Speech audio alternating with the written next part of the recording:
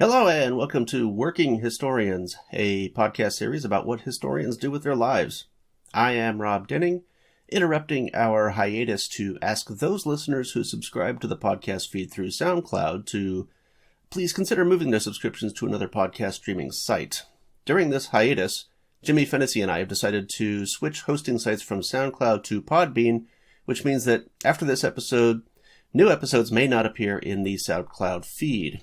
So, if you're still interested in hearing from some really cool historians, and I hope you are, please resubscribe to the podcast through Apple Podcasts, Google Podcasts, Stitcher, Amazon, Podbean, Lyceum, or any of the dozens of other podcast apps out there. That way you won't miss any of the fun.